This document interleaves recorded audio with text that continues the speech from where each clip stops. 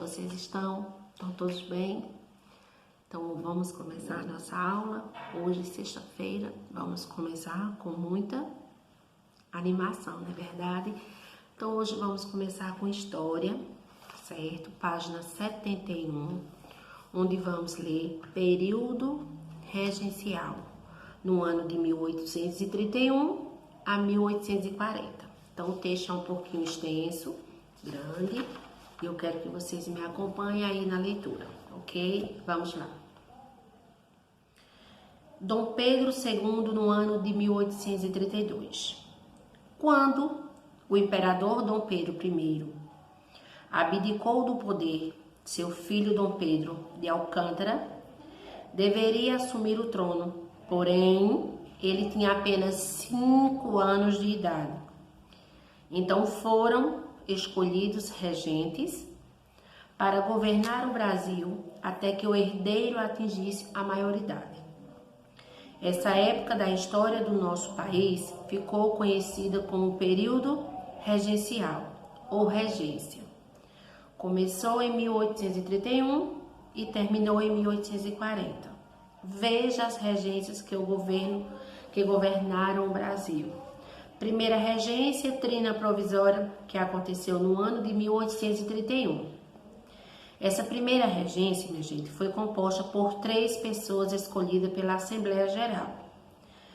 O brigadeiro Francisco Lima e Silva, o senador Nicolau Campos Vergueiro e o Marquês das Caravelas.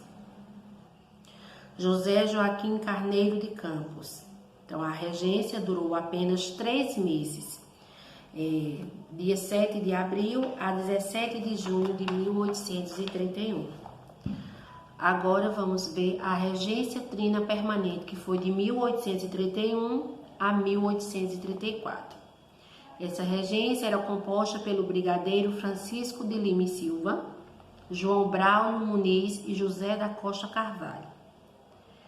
Ela governou de 1831 a 1834 e foi um dos períodos mais conturbados da nossa história. A situação era delicada porque havia revoltas em muitas províncias, Pará, Ceará e Pernambuco, e também Minas Gerais. Em 1834, aconteceu uma reforma na Constituição que ficou conhecida como Auto Adicional. Uma das novas medidas adotadas foi a transformação da regência trina e una. Outra medida foi a formação de assembleias legislativas nas províncias que passaram a legislar de acordo com a sua realidade. Regência una de Feijó. Atendendo às medidas previstas no ato adicional, foram feitas eleições para que um novo governo chegasse ao poder. Nessa época, somente os que tinham renda mínima de 100 mil reais, no caso era réis, anuais, o que representava uma parte muito pequena da população, tinham o direito de votar. Hoje é diferente, né? Hoje, a partir de 16 anos, você vota normalmente. Antigamente não era assim. O padre Diogo Antônio Feijó tornou-se regente com um total de 2.826 votos. Quando assumiu o cargo, explodiram revoltas populares nas províncias do Pará, que era a cabanagem, e do Rio Grande do Sul, que era as farroupilhas. Apesar de Feijó ser enérgico, não conseguiu vencer a oposição ao seu governo. Quando ainda faltavam 2 anos para terminar seu mandato, Feijó decidiu renunciar ao cargo. Sua regência durou de 1835 a 1837. Então, provisoriamente, a regência foi entregue a Pedro de Araújo Lima, senador de Pernambuco. Novas eleições foram realizadas e Pedro de Araújo Lima foi confirmado no cargo que ocupava. A regência Una de Araújo Lima foi no ano de 1837 a 1840. A regência de Araújo Lima durou de 1837 até a posse de Dom Pedro II, em 1840. Sob o seu governo foram fundados o Instituto Histórico e Geográfico Brasileiro e o Colégio de Dom Pedro.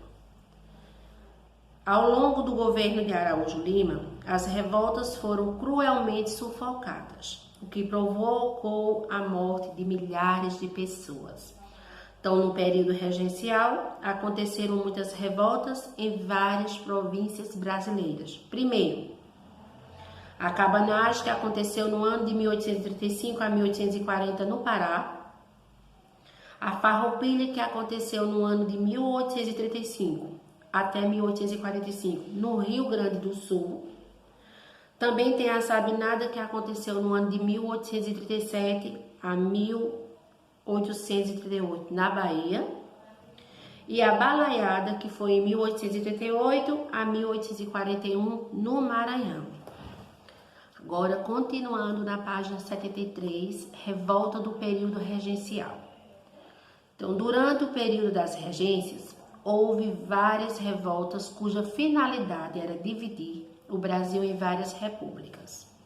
Veja, a Sabinada, que foi no ano de 1837 a 1838, o nome dessa revolta originou-se a partir do nome do seu líder, Francisco Sabino Álvares da Rocha Vieira. Vieira articulou pessoas da classe média, formada por advogados, médicos, jornalistas e etc. De Salvador, na Bahia, para proclamar a República da Província Baiana até o imperador Dom Pedro II atingir a maioridade. A revolta não foi adiante porque seus membros não conseguiam a adesão do povo e os revoltosos sofreram violenta repressão. Também temos a cabanagem no ano de 1835 a 1840.